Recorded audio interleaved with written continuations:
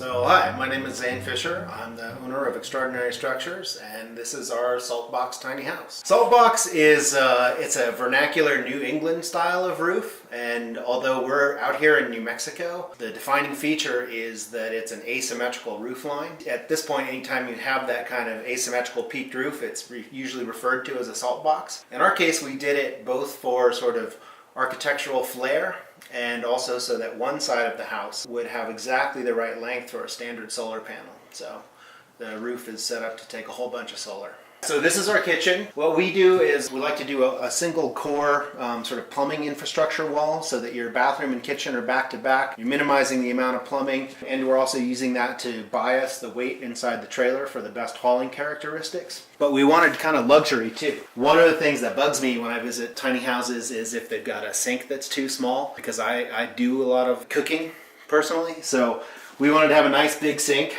So this is bigger than you're going to have in some apartments. And then we have a sort of a diverse cooking ecosystem here, from a convection toaster oven to a 2-burner induction. But you could outfit this with a larger refrigerator and more of a standard stove and oven. But these are the options that we chose for this one.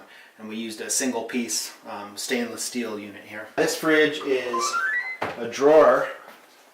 There's a drawer situation right here. So it just fits right into the counter. It's small, but it's very efficient. Lots of drawers, lots of storage. In fact, I sometimes think there's too much storage in this place. I think it's adaptable to any person's particular sort of needs, and you can really make it home.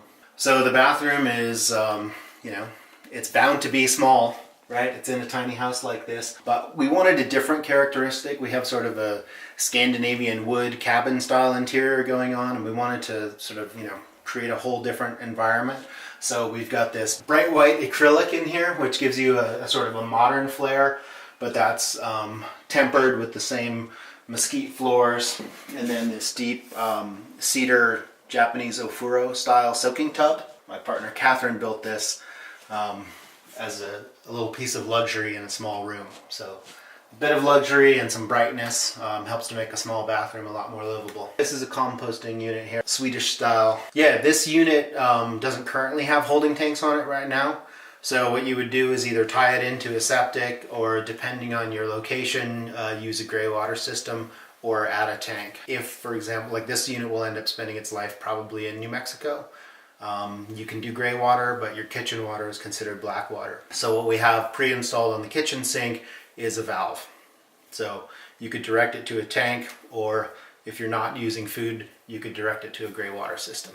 We like to avoid lofts whenever possible. They're enjoyable, but in a small space, we don't want to put too much weight up above or take up the nice airspace. But over the bathroom is a natural place to have a small loft. Can sleep up there, or a kid can sleep up there, a guest, or I think of it as kind of a reading nook.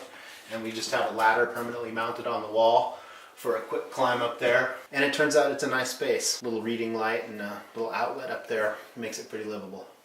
The primary bed, we're using a horizontal Murphy or a wall bed system. So it just comes down right here. So what we do is we move this little fold-up rocker out of the way, and our furniture actually rolls, so we can move it to the side. All right. Just bring it out here, and this guy is what actually ends up supporting your bed, so that they're not in your way when you get out of bed in the middle of the night. You don't end up kicking the furniture here. You've got a little reading light, outlets at bed height, then you're right next to the window. So for me, this is more enjoyable than a loft. What we do here at Extraordinary Structures is a panelized construction system. We do a computer model of anything that we're going to build. We break it into component sections, and then we use a CNC router or an automated system to carve out those panels in precise shapes and lock them together, kind of like Legos for big kids or something like that. So in this unit you can see the joints here, where each 2-foot wide panel connects to the next one. So once we've designed a structure, it actually assembles quite quickly. This little stove, it was invented for marine applications out of the Seattle area. So for fishing crews going out early who want to warm up, and it's a super efficient burn, in a very small package. So that's why we like this stove. It's really in here as kind of showing off that there's room for luxury even in a small space. Primary heating and cooling in this unit is done with a mini split, so you don't actually need heat, but it's pretty nice, especially in the winter. Get back from a day of skiing or snowshoeing or just hard work and be able to light up a little fire. Kind of adds that something special that makes you feel like tiny house living is a luxury rather than something that you're giving something up for. Is there anything you wish you would have done differently with this build? There are some small things, just in the ways we've configured some of the drawers. So I think we've changed some ideas about that. We've learned some lessons about how to run infrastructure in the most optimal ways, especially if we're not building the whole unit for someone, or if we're providing a shell, which is something that we do. How to make sure that it can work really well for electrical and plumbing trades. Part of that is the tiny configuration, and part of that is using a panelized construction system like we do. Overall, I think we're pretty happy. You know, we've got other floor plans that we're working on that are different, but this one has a lot of versatility in it for us. Where do you see the future of this? Do you see this as something that is going to be progressing for many years to come, or do you see this as something where it's going to be a niche, small market that's always been there, but now they're starting to become more aligned with the thought process of the tiny home living?